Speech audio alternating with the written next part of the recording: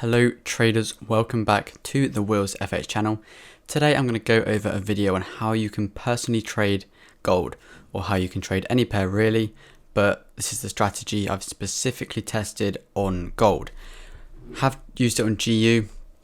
As you can see here, this GU trade today running absolutely beautifully. We closed out around 5%, but still look at that absolute melt. EU, you'll see in a video coming up what we did on EU, mainly on gold. And today I'm going to show you how you can actually get sniper entries, get tight stop losses during these interesting times in the markets.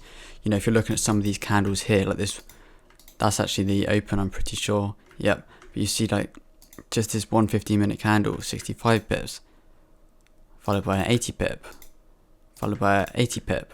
So you know, those three candles just there, like a 220 pip move in 45 minutes. So yeah, it's very, very interesting times to actually trade gold or really trade any forex pairs.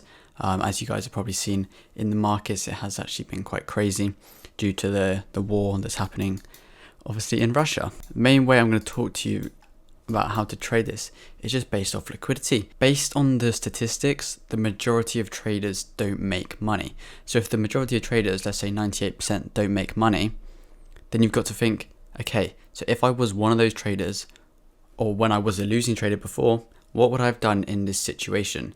Then just do the opposite. I mean, not exactly just do the opposite, but I'll show you an example here which happened perfectly on gold. If we actually go down to the 15-minute here, you can see that we had this area. If we get the right tool, there we go. So we had this sort of area. And let's say you're a normal trader, you'd see these wicks into the area, and it would be a resistance or even a supply and demand. You know, people trade support and resistance, they trade supply and demand, this sort of thing.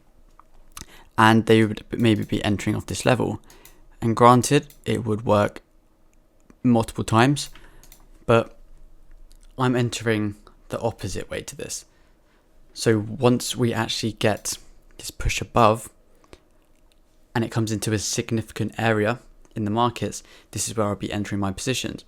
And the good thing about this is, because it's not just entering off a random area, you know, you've got people selling here, people selling here, people selling here, even people selling here with their stop losses here, just above this area. So when price actually makes this push above, it's not into a random area. If you look across, if we get rid of this, and you actually look across here, where was the previous liquidity? The previous area where we dropped from, created this massive drop, was from this area here. So this is where price comes back to.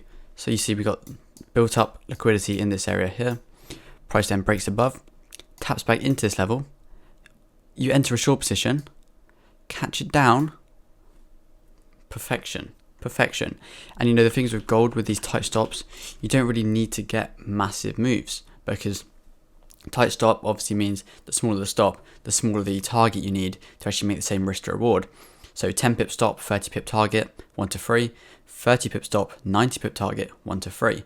And you know, I'd rather have the 10 and the 30 pip target, because you know, you can catch multiple of them during a day, but it's harder to catch 90 pips multiple times during a day, even with these tricky and volatile market conditions.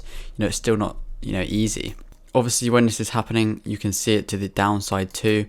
If we find another example, so a lot of traders will teach it as like a stop hunt, but that's really not what it is.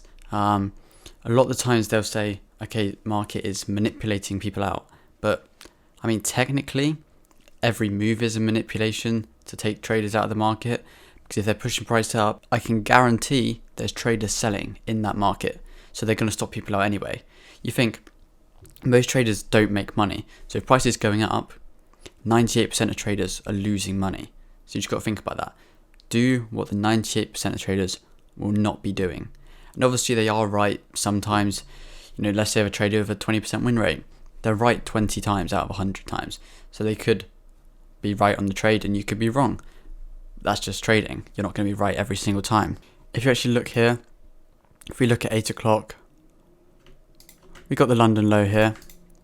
London low was barely missed in this area here. But look, price saw this liquidity here,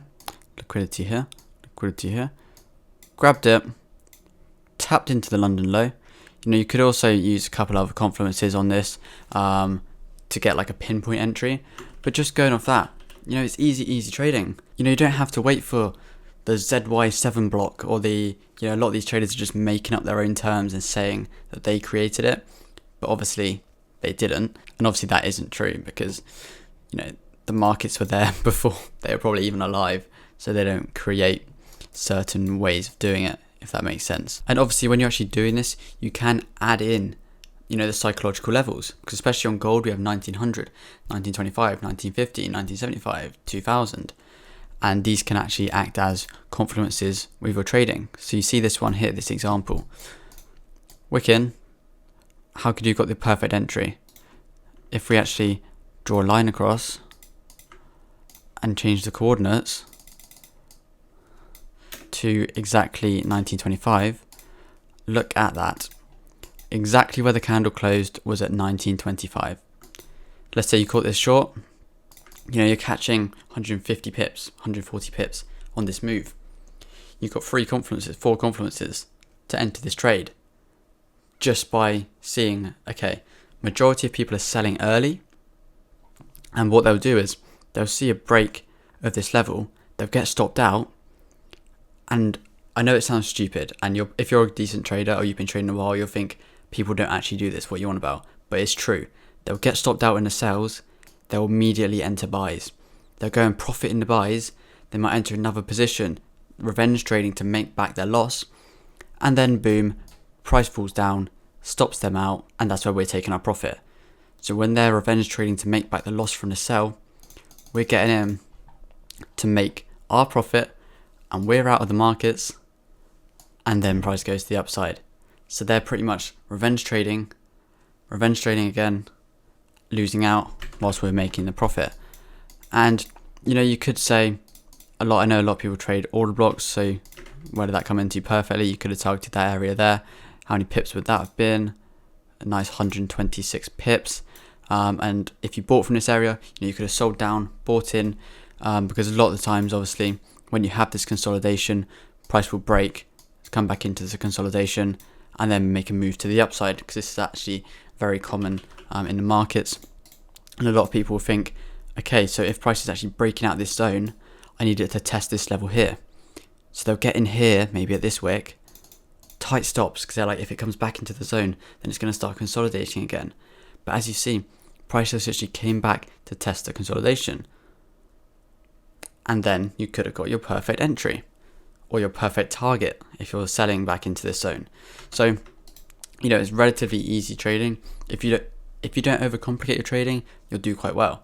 But if you add in, like, you're following all these different people, all their different courses, everything, and you mix it all together, it's probably not going to work. There's people that trade support and resistance, they trade indicators, they make money. I'm not saying you can't make money from that. I'm just saying there are ways that have a higher probability to actually win the trade and ways you can improve your chance of making more money. And like we have here on GBP USD, so the same thing, we have this build up of liquidity in this area. And what does this mean? We've got the New York high here.